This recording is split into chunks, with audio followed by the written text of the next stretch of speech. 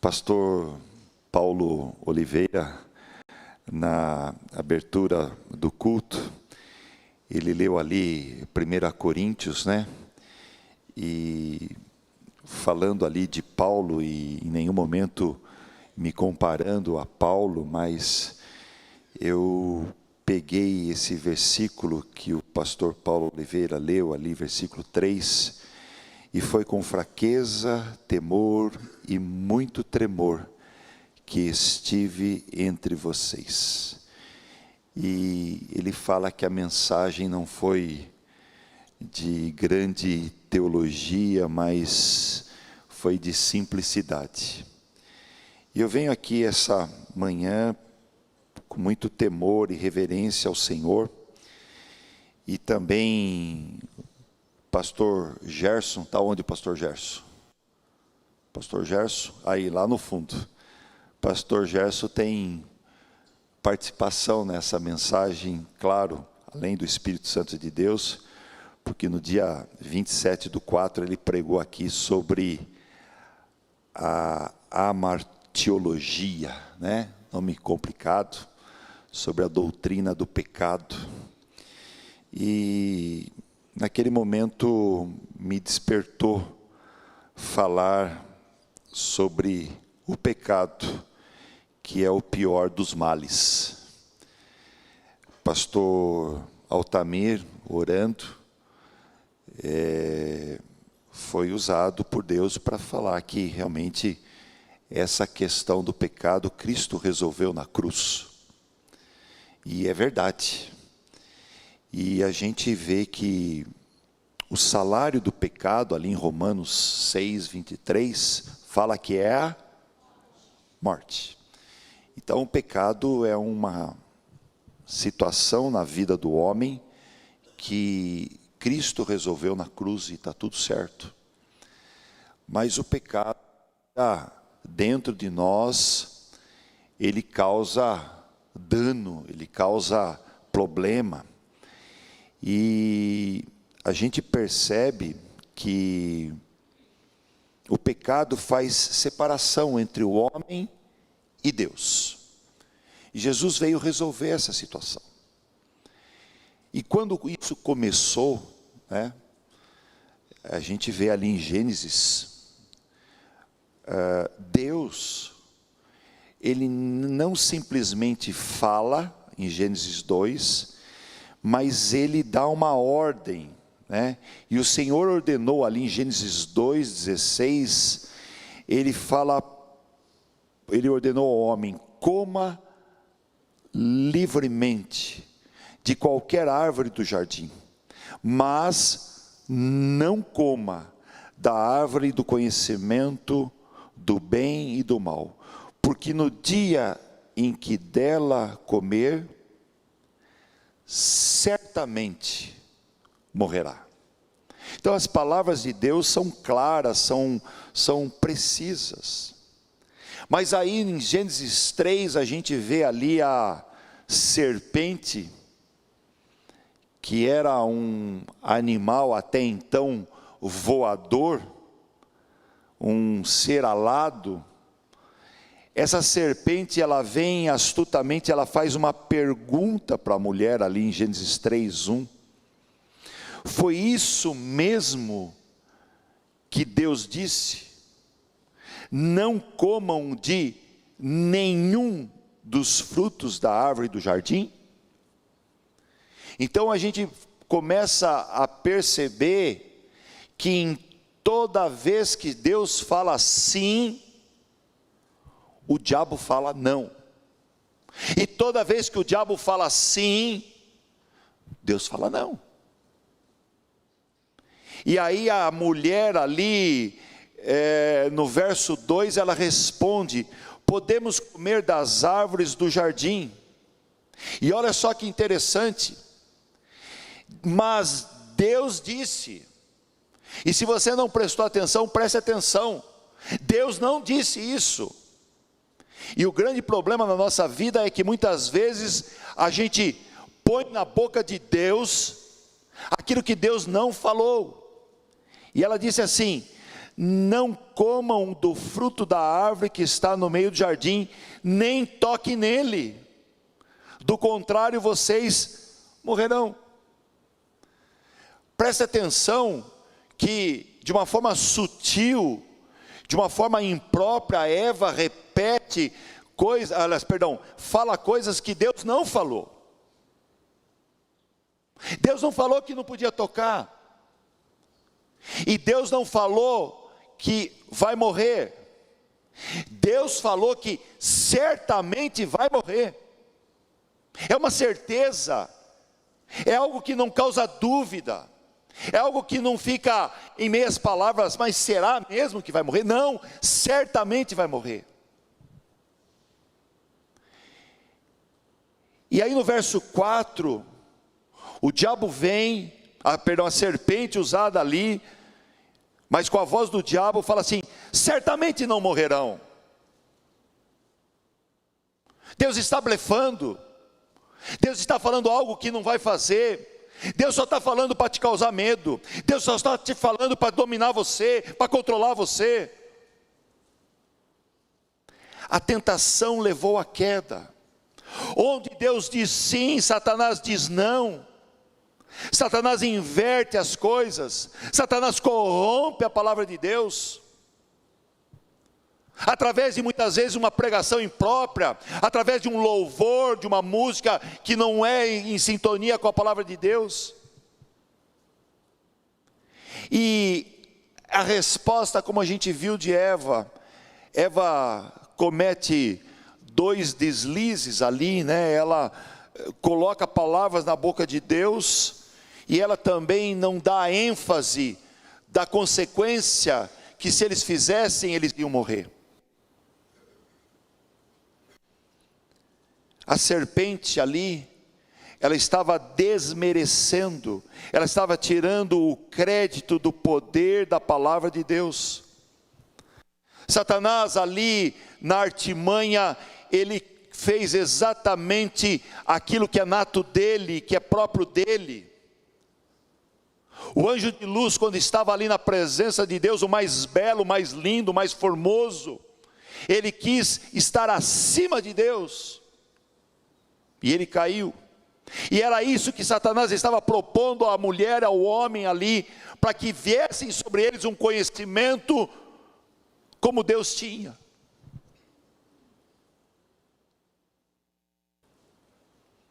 A questão do fruto em si não é a fruta em si, mas era o limite que Deus estava colocando para o homem, para que o homem obedeça. E é o mesmo problema que eu e você enfrentamos. As atitudes que nós tomamos, elas podem ser boas se feitas na hora certa, mas se for feita em hora errada, elas não são boas. E Deus coloca limite para nós. Então foi lá no Éden que Adão e Eva desobedeceram a Deus. Foram expulsos do paraíso, sofreram a consequência da sua desobediência, e isso permanece até hoje. Em 1 João capítulo 3, verso 4, João começa a tratar alguma coisa a respeito da transgressão da lei. Diz assim o verso 4 de 1 João 3: todo aquele que pratica o pecado transgride a lei. De fato, o pecado é a transgressão da lei. O apóstolo João, nessa primeira carta, ele diz que o pecado é a evidência do relacionamento incorreto com Deus. O pecado diz, é transgredir a lei. A lei é a lei de Deus, e a essência do pecado é o desprezo a essa lei de Deus. A gente percebe que ali em Gênesis, a gente vê que a palavra de Deus é dita, é falada, é trazida de uma forma clara, e o papel do diabo é distorcer a palavra de Deus. Por isso a importância de eu e você estudarmos a palavra de Deus. Por isso a importância de você dedicar tempo, de você aprender mais e mais dela. fazer talvez uma faculdade, um curso, vir aqui de manhã, às 8h30 na escola bíblica dominical, participar conosco, aprender. Os professores estudam, se esforçam, se dedicam para quê? Para que você tenha uma palavra saudável. O pecado coloca o pecador em oposição a Deus. Não é diante daquela pessoa que você está cometendo um erro, mas é diante de Deus. A sua oposição não é contra aquele próximo, mas a sua oposição é contra Deus. Versículo 5 de 1 João 3, diz assim: vocês sabem que Ele se manifestou para tirar os nossos pecados, e nele não há pecado. Cristo veio para fazer esta obra maravilhosa de redenção, de salvação, de justificação. Ele é totalmente contrário, hostil ao mal, e nele não existe pecado. Isso tem efeito sobre a vida cristã, porque todo aquele que permanece nele, permanece em Cristo, não vive pecando. Ninguém que vive continuamente nele faz do pecado um hábito. E aí começa o problema. A grande questão não é você pecar. A grande questão é você ter o pecado como um hábito. Continuar pecando. Não é, meu. Continuar pecando. E a gente percebe que essa atitude de continuar pecando é porque algum problema tem no seu relacionamento com Deus. Porque a gente percebe que todas as pessoas que tiveram um encontro verdadeiro com Cristo, elas mudaram de comportamento. O leproso, quando foi tocado por Jesus, ele não ficou mais leproso. O coxo, quando teve um encontro com Jesus Cristo, ele começou a andar. O cego que não enxergava, quando ele teve um encontro com Jesus, ele começou a enxergar. E a questão é, qual é a mudança que teve no seu coração, na sua vida, quando você teve um encontro verdadeiro com Jesus Cristo? Houve essa mudança? Houve essa transformação? Versículo 6, todo aquele que nele permanece não está em pecado. Todo aquele que está no pecado não ouviu, nem o conheceu. Então a gente começa a perceber que João está tratando de uma coisa importante. A falta de conhecimento, a falta de intimidade com Deus, leva-nos a ter uma vida continuamente pecando como um hábito. E qual é a diferença de pecar e praticar o pecado? Versículo 8 e 9. Aquele que pratica o pecado é do diabo, porque o diabo vem pecando desde o princípio. Para isso o Filho de Deus se manifestou, para destruir as obras do diabo. Todo aquele que é nascido de Deus não pratica o pecado, porque a semente de Deus permanece nele. Ele não pode estar pecando, porque é nascido de Deus. Glória a Deus. Então João não está escrevendo acerca de atos individuais de pecado, mas acerca de atitudes habituais. A vida que vivemos revela uma fonte da qual extraímos a nossa vida. Pecar para o crente é um acidente de percurso. Mas isso não dá vazão para você pecar. Mas a ocorrência de um pecado na minha vida, na sua vida, tem que ser um acidente de percurso. Viver na prática do pecado leva-nos a hábitos que se tornam rotineiros e costumeiros.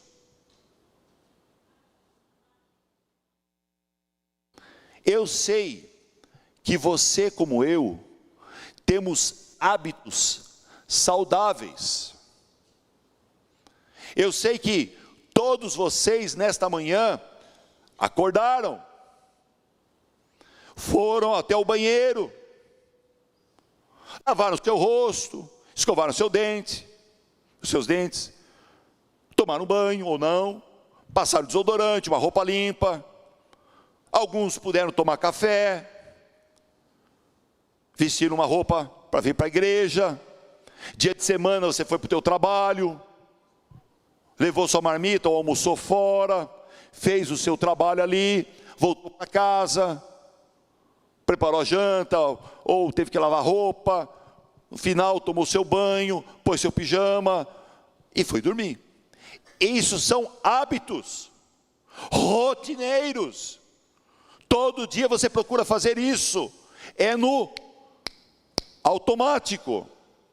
Você não vai ver o que eu tenho que fazer, eu tenho que levantar. Não, é rotina, é costume. É isso que João está falando. Você faz isso como rotina, dia após dia. Agora, a prática do pecado é assim, é uma rotina. Você esquece da palavra de Deus. Você esquece se isso que você está fazendo está agradando ou não a Deus. Você faz porque a sua carne gosta. Você faz porque a maioria está fazendo. Você faz porque isso traz satisfação. Isso é prática. Quando isso faz, nem mais causa tristeza. Seu coração está duro, como uma pedra. Foi cauterizado, então você acostumou. Isso, você vem para a igreja, ouve uma palavra, mas a palavra não entra. A palavra bate ali, sai fora. Seus ouvidos, quando vai falar daquele pecado, daquele problema, eles são fechados, lacrados. Quando você lê a palavra, seus olhos apagam, a sua mente dispersa. Por quê? Porque virou rotina. Você está acostumado, faz parte da sua vida, faz parte do seu DNA. O pecado é o pior dos males. Por quê? Porque ele nos priva do maior bem. Deus é a fonte da vida. A gente leu ali que o salário do pecado é a morte, mas Deus é a fonte da vida. Salmo 36, 9 diz: pois em ti está a fonte da vida. E o que o diabo faz? Ele priva você dessa fonte da vida. Ele priva você de você ter vida e vida em abundância. Então, na presença de Deus há plenitude de alegria.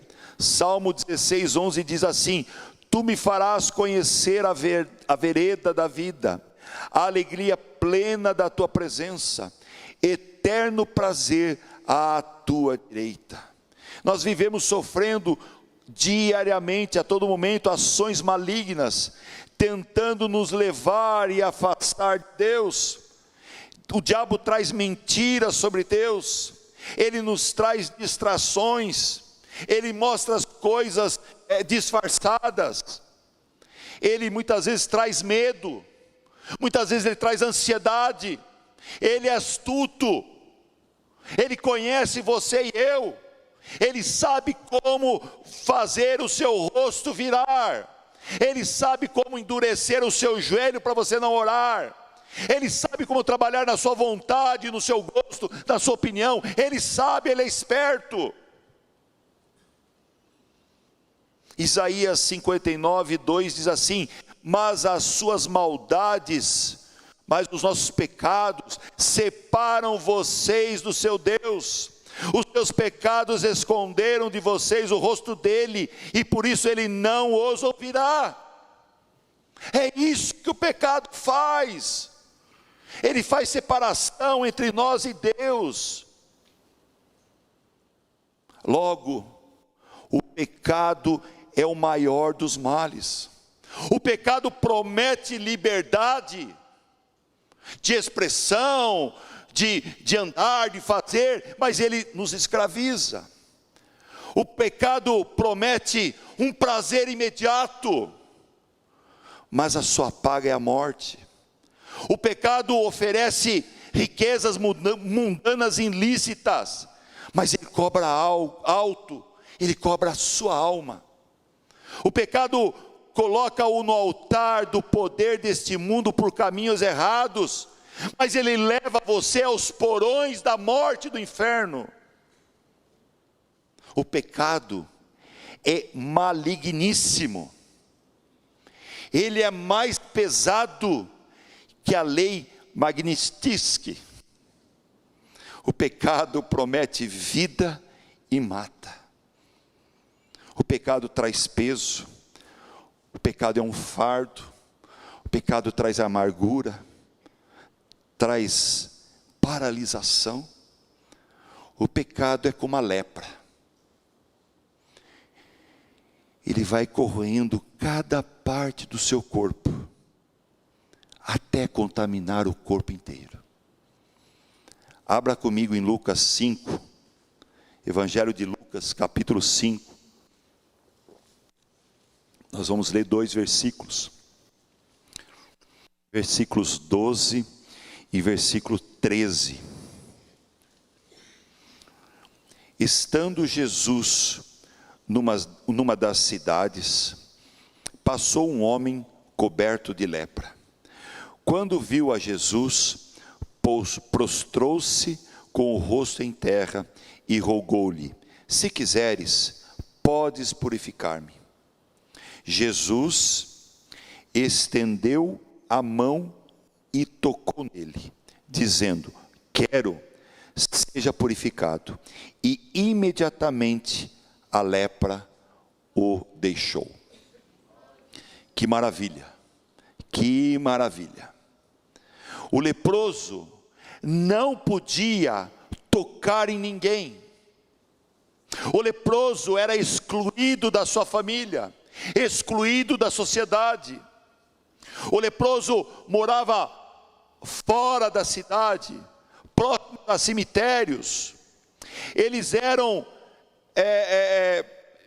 eles andavam com um sino quando eles estavam ali, tinha que balançar para saber, olha, ali tem um leproso, vamos desviar. Eles eram excluídos, eles viviam em condições precárias, muitas vezes de extrema pobreza. Mas preste atenção, no caso desse impuro, que se ele tocasse numa pessoa pura, a lei dizia que aquela pessoa se tornava impuro. Mas quando o puro, Jesus Cristo, tocou no impuro, o impuro ficou puro. O puro Jesus tocou no nosso ser, mudou a nossa vida, nos libertou dessa escravidão do pecado, que nos levaria à morte eterna. E eu queria fazer menção de um outro texto. Queria que você abrisse aí em 2 Samuel, capítulo 11. Nós vamos ler do verso 1 a 5. Eu peguei esse exemplo de um livro, Mensagens Selecionadas para a Vida, do pastor Hernandes, esse comentário. 2 Samuel, capítulo 11, de 1 a 5. Diz assim: na primavera, época em que os reis saíam para a guerra, Davi enviou para a batalha Joabe com seus oficiais e todo o exército de Israel. E eles derrotaram os amonitas e cercaram Rabá. Mas Davi permaneceu em Jerusalém. Uma tarde, Davi levantou-se da cama e foi passear pelo terraço do palácio. Do terraço, viu uma mulher muito bonita tomando banho. e mandou alguém procurar saber quem era ela. Disseram: é Batseba, filha de Eliã e mulher de Urias, o hitita. Davi mandou que a trouxessem e se deitou com ela, que havia acabado de se purificar da impureza de sua menstruação. Depois voltou para casa. A mulher engravidou e mandou um recado a Davi, dizendo que estava grávida. Todos conhecem a história, todos já o leram, já sabem o desfecho da história. Então, diante dessas verdades que a gente já tratou até então, ali na passagem da primeira carta de João, da passagem ali de Lucas, eu quero falar com vocês desse acontecimento específico da vida de Davi. E eu quero destacar 3 terríveis enganos que o pecado nos apresenta. E qualquer pecado. Mas eu quero tomar esse da vida de Davi como um exemplo. Primeiro destaque enganoso que o pecado nos apresenta: o pecado custará a você um preço mais alto do que você gostaria de pagar. O pecado custará a você um preço mais alto do que você gostaria de pagar. O adultério de Davi com Batseba proporcionou a ele momentos de prazer, mas uma vida de desgosto. Davi viu a sua família desintegrando diante dos seus olhos. Seu primogênito, Aminon, desonrou sua irmã Tamar. Está ali em 2 Samuel 13. Absalão, irmão de Tamar, tramou o assassinato de Aminon e o executou num dia de festa familiar, no almoço de domingo. 2 Samuel 13, continuando ali. Davi perseguiu Absalão, seu filho, e este conspirou contra seu pai. Nessa batalha em glória, Absalão foi assassinado por Joabe, comandante de Davi. Davi, chorou amargamente pela morte do seu filho. Desastre após desastre. O pecado custou-lhe um preço altíssimo. O pecado é uma isca de morte. É uma armadilha que leva à escravidão. Drogas, bebidas, sexo, amor ao dinheiro, corrupção, mentira, jogo de poder e várias outras iscas diariamente são lançadas na nossa frente, para que as pessoas sejam aprisionadas e levadas naquele primeiro momento para um prazer, naquele primeiro momento para um destaque, naquele primeiro momento para dizer que você ganhou, naquele primeiro momento para dizer que você é o melhor, naquele primeiro momento para dizer que você conquistou, naquele primeiro momento para dizer que você é o melhor. Mas é uma armadilha para a escravidão, para aprisionar, para levar você para as trevas eternas. É aquele caminho largo, espaçoso, fácil, mas que leva à perdição. Além do pecado custar um preço alto, mais alto daquilo que você gostaria de pagar, que você estava disposto a pagar, aquele preço que você premeditadamente falou assim: não, eu consigo me safar desse pecado, eu tenho condição, vai ser um pecadinho só. Além disso, o pecado levará você mais longe do que você gostaria de ir. Não vai ser uma noite só, não vai ser uma vez só.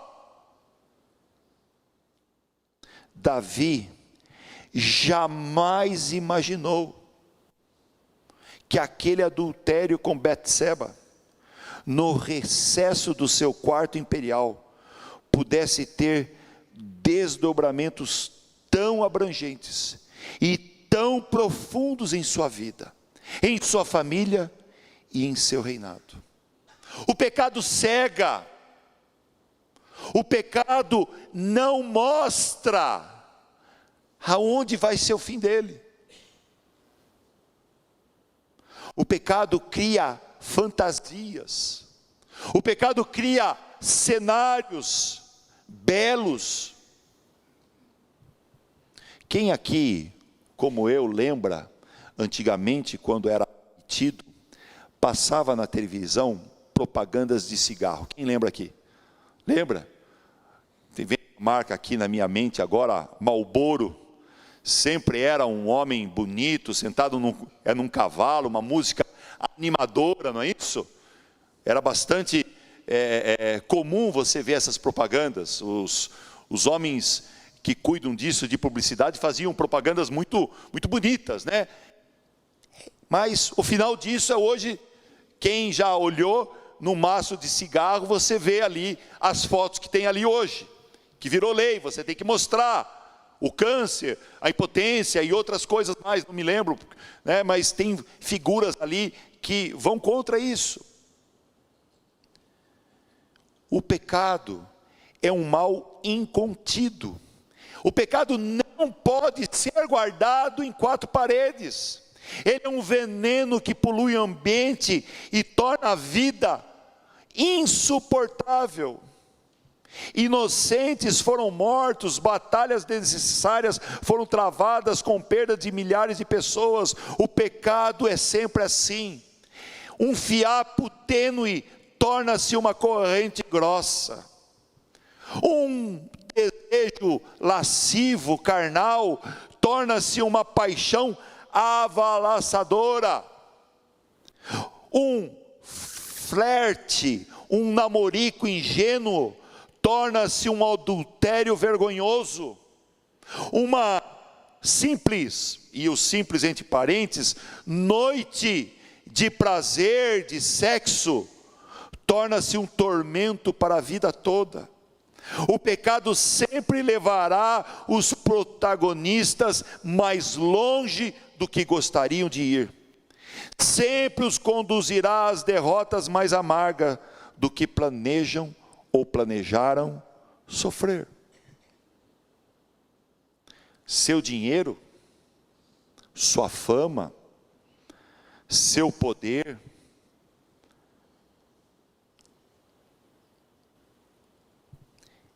dão a você uma ideia que você consegue colocar aquele pecado trancado numa caixa.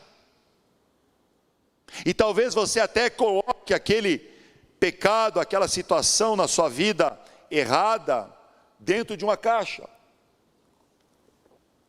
Só que essa caixa, ela não tem travas nas suas paredes, ela não tem fundo, ela não tem base, ela não tem estrutura. E quando você se movimenta, aquela caixa se desmancha, e aquele cheiro horrível de morte, ele começa a ser sentido por todos que estão na sua volta. E aquilo que você fez na escuridão, no secreto, vem à tona naquela luz do sol do meio-dia. Além do pecado custar a você um preço mais alto do que você gostaria de pagar, além do pecado levar você mais longe que você gostaria de ir, a terceira coisa, o pecado reterá você mais tempo do que você gostaria de ficar. Quando Davi ficou no seu leito imperial, em vez de acompanhar os soldados na guerra, foi o que a gente leu. Davi não tinha nada que ficar fazendo ali, ora ali no palácio. Davi não estava no lugar errado, na hora errada, no momento errado. Ele tinha que estar na batalha com seus soldados. E ele estava no palácio. Jamais ele imaginou que o seu leito pudesse ser o primeiro degrau de sua queda. Quando ele viu Batseba se banhando, jamais Davi imaginou que ela, aquela mulher bonita, prazerosa, aquele momento que ele estava imaginando, ele jamais imaginou que seria a isca para os seus olhos lascívios caírem numa perigosa armadilha. Quando ele mandou os emissários verificar quem era o marido dela, jamais pensou que apunharia pelas costas Urias, o soldado fiel. Quando mandou trazê-la aos seus aposentos, jamais imaginou que aquele momento íntimo de prazer seria contado para o mundo inteiro, pela história. Quando Betseba ficou grávida, ele, Davi, jamais pensou que chegaria ao ponto de mandar assassinar o seu marido, com requinte de crueldade. Quando ele tramou esses crimes, jamais ele pensou que ele fosse descoberto. E essa descoberta, no dia 24 de agosto, aqui na ICT, estivesse sendo falado e denunciado. Jamais ele pensou que ele ficaria preso por tanto tempo nessas correntes do seu pecado. Pastor Hernandes Dias Lopes, uma vez ele disse, numa pregação sobre Pedro, que o sangue de Pedro corria nas nossas veias. Pedro, de um homem que negou a Jesus Cristo, num momento, num outro momento, ele estava ali na porta do templo, curando um paralítico. De um homem cortador de orelhas, ele foi um homem que declarou que Jesus é o Cristo. E eu penso que o sangue de Davi também pode estar correndo nas nossas veias. Nós pecamos e eu não vejo, e nunca fiz isso. Eu nunca vim aqui na igreja com um cartaz expondo o meu pecado. Eu nunca vim aqui na igreja ou soltei num grupo de pastores relatando qual foi o meu pecado de ontem. Nós pecamos e encobertamos. Nós achamos muitas vezes que entramos e sairemos ilesos de uma mentira, de uma escapadinha, ou qualquer, entre aspas, pecadinho. Pecamos no escuro, para que as trevas não nos revelem. Que doce engodo. Nada foge ao olhar de Deus. A escuridão não impede que Deus veja. Davi arrependeu-se de seu pecado e Deus o perdoou. Mas as cicatrizes ficaram. As consequências de seu pecado não foram apagadas. O preço foi alto demais. Custou-lhe paz, custou-lhe família, custou a sua própria honra. Assim é o pecado, atraente aos nossos olhos, horrendo, terrível aos olhos de Deus. Muitas vezes se apresenta embrulhado em cores agradáveis, com lacinho, mas o conteúdo sempre traz dor, vergonha e pesar. Tenham cuidado, pois o pecado custará a você um preço mais alto que você gostaria de pagar. O pecado levará você mais longe do que você gostaria de ir. E o pecado vai reter você mais tempo do que você gostaria de ficar. E qual é a solução para o pecado? Qual é a solução para o pecado? O sangue de Jesus nos purifica de todo pecado. Está ali em João 1, 4, 7, que diz assim: escrevemos estas coisas para que a nossa alegria seja completa. Esta é a mensagem que dele ouvimos e transmitimos a vocês. Deus é luz e nele não há treva alguma. Se afirmamos que temos comunhão com ele, mas andamos nas trevas, mentimos e não praticamos a verdade. Se, porém, andamos na luz, como ele está na luz, temos comunhão uns com os outros. E o sangue de Jesus, seu Filho, nos purifica de todo pecado. Então a primeira solução para o pecado foi o sangue de Jesus Cristo derramado na cruz. Segunda coisa, confessar os pecados. Nós vamos alcançar misericórdia e perdão, se a gente confessar. Versículo 9 e 10 de 1 João, diz assim, capítulo 1, se confessarmos os nossos pecados, ele é fiel e justo para perdoar os nossos pecados e nos purificar de toda injustiça. Se afirmamos que não temos cometido pecado, fazemos de Deus um mentiroso, e a sua palavra não está em nós.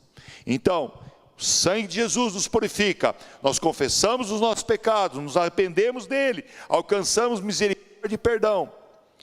Mas tudo isso tem que ser algo verdadeiro, e isso só acontece na nossa vida, se realmente você entregar ou entregou a sua vida a Jesus, para que você tenha essa libertação desse domínio do pecado.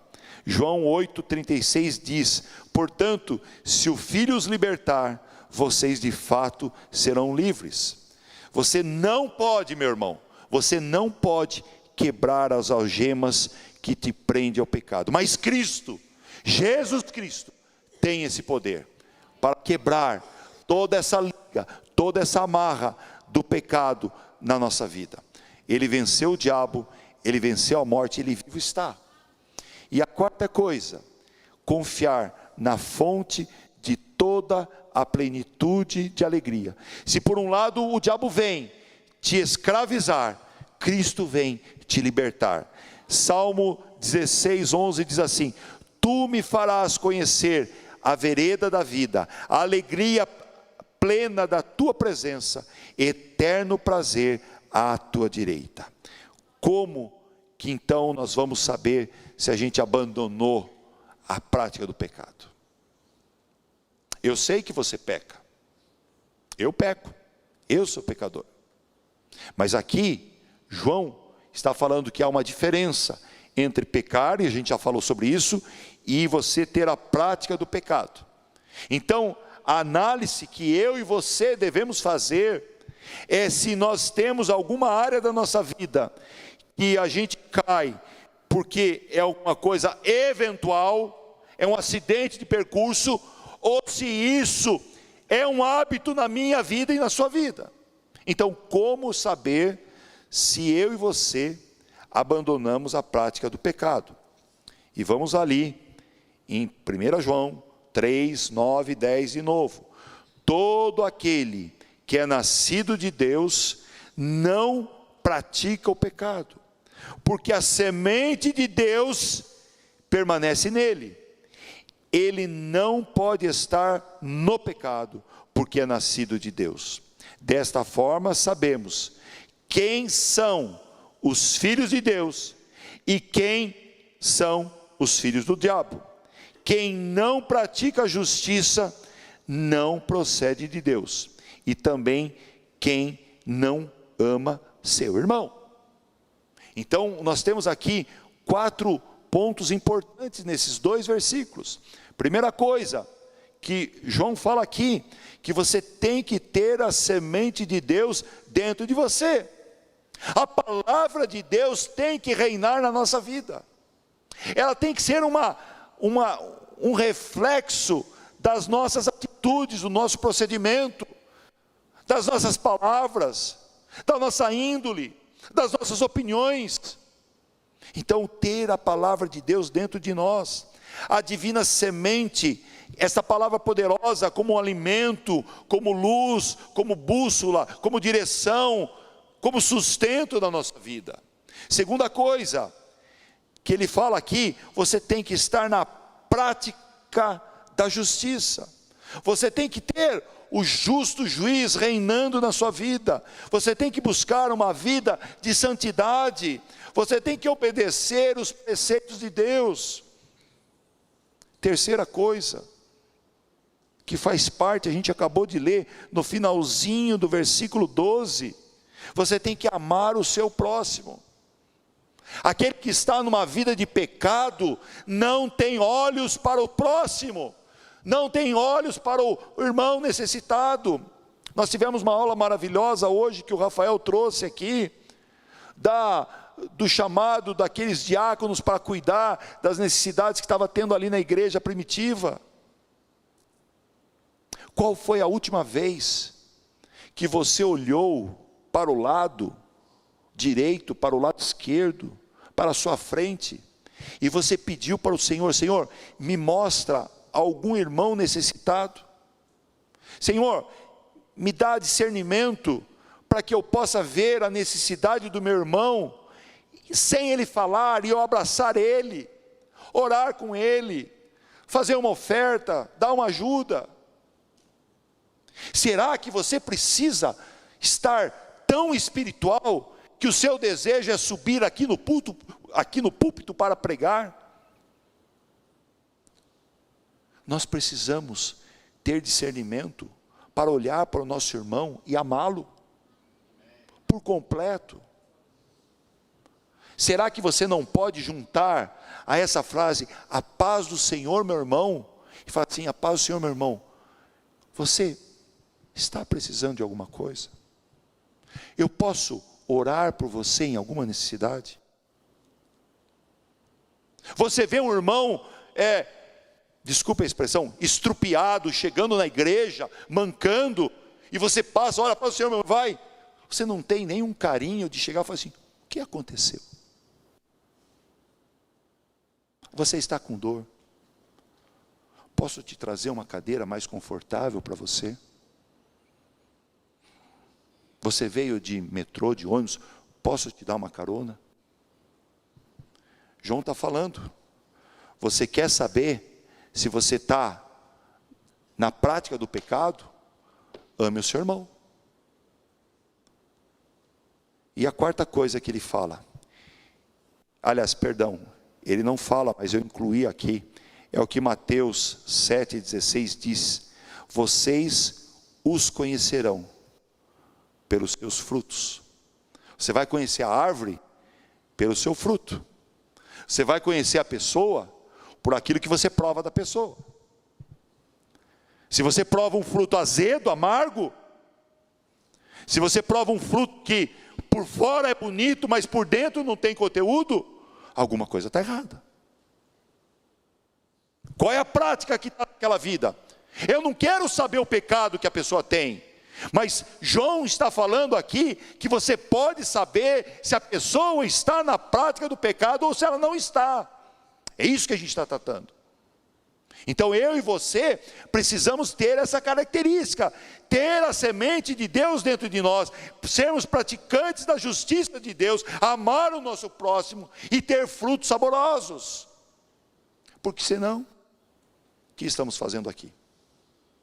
Ouvindo talvez um discurso duro, voltando para nossa casa, e voltaremos domingo que vem, praticando o pecado, com o nosso coração cauterizado, com o nosso coração duro. Que nesta manhã, meu irmão, essa doutrina do pecado, ela tenha falado ao seu coração, como falou ao meu coração. Que você possa realmente examinar a sua vida. A gente vai ter um minutinho, não que seja suficiente, mas antes da gente começar a louvar a Deus, eu peço que você curve a sua cabeça, e você pergunte para Deus,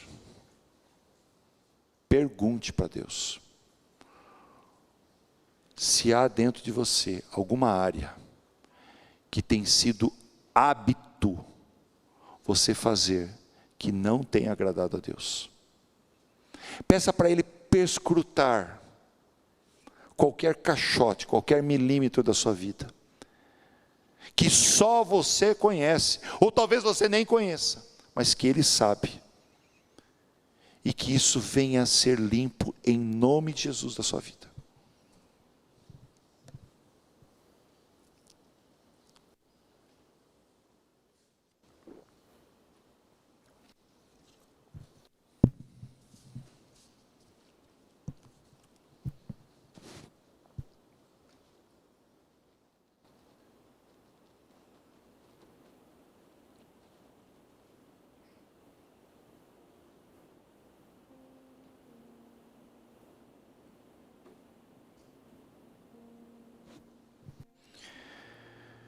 Senhor Deus, Pai amado e querido,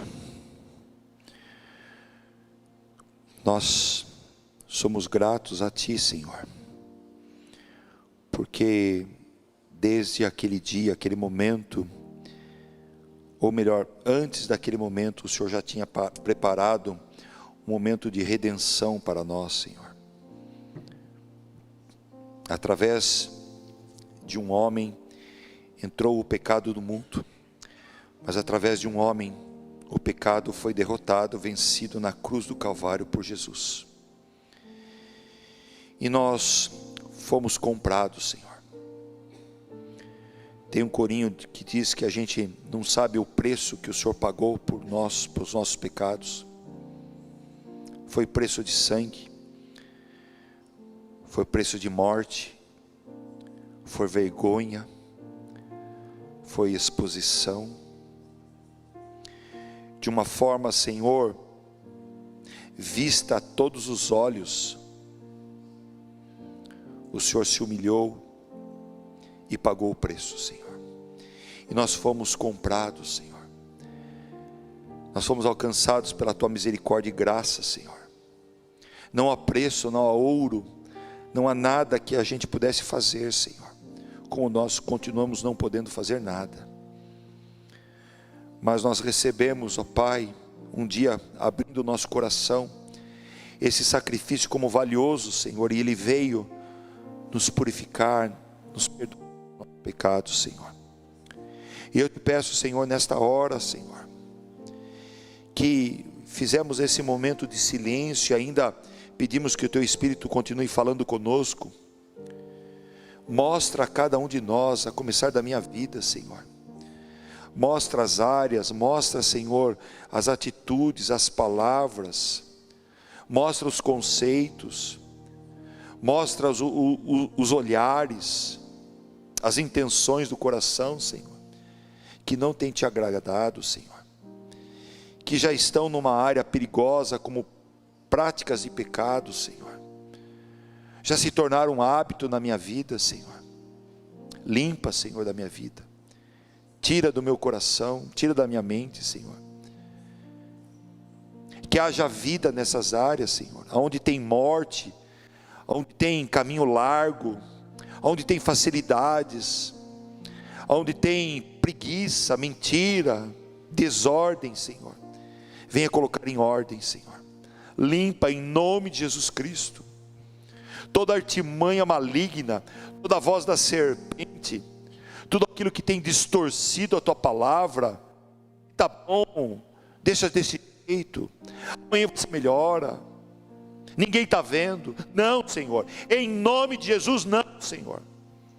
Traz a luz, Senhor, escancara na nossa vida, Pai, para que haja uma postura de arrependimento, Senhor, uma postura de pedido de perdão, Senhor, uma postura, Senhor, para que nós possamos começar algo novo, uma postura diferente, Senhor. Tira de nós o conceito de jogar por debaixo do tapete, Senhor, de lançar no porão, Senhor, de virar a página. Não, Senhor, não, Senhor. Limpa de nós, tira, arranca de nós, pela raiz, Senhor, pela raiz, Senhor, para que a gente tenha liberdade, Senhor. Nós não queremos ficar mais nesse tempo de pecado, Senhor. Nós não queremos pagar esse preço alto, Senhor. Nós queremos que os nossos pés caminhem livremente diante de Ti, Senhor. Nós queremos ser alimentados pela semente da Tua bendita palavra, Senhor. Dá-nos uma vida de santidade, Senhor. Nós queremos amar o nosso próximo. Nós queremos ser frutos saborosos nas Tuas mãos, Senhor.